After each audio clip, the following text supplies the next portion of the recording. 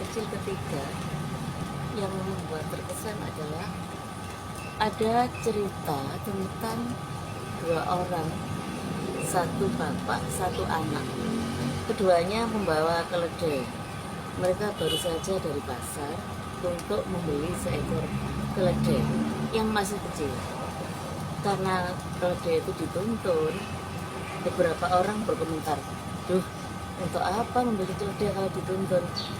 Akhirnya risih mendengar suara-suara demikian, bapaknya pun menyuruh si anak untuk menaiki keledai. Anaknya pun naik dan bapaknya menuntun keledai. Ternyata langkah tersebut tidak membuat orang berhenti berkomentar.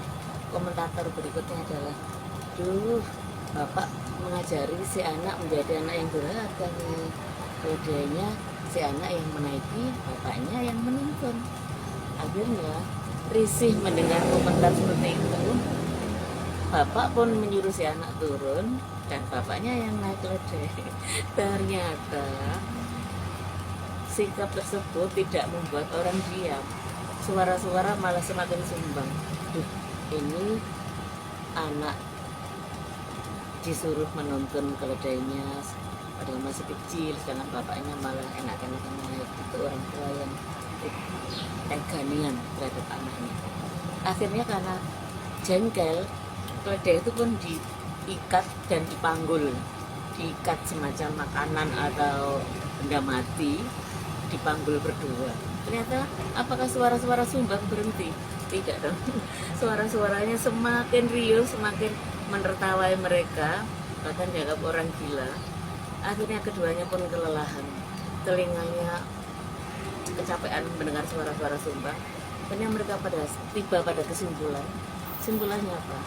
Kita tidak usah terlalu mendengar apa kata orang. Biarkan anjing menggonggong, kafilah tetap berlalu. Karena yang tahu kebutuhan kita, yang tahu keinginan kita adalah kita sendiri.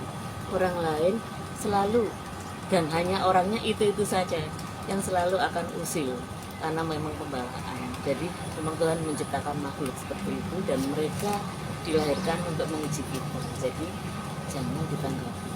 Tetaplah pada keputusan kita, langkah kita, apa yang kita ingin. Semangat.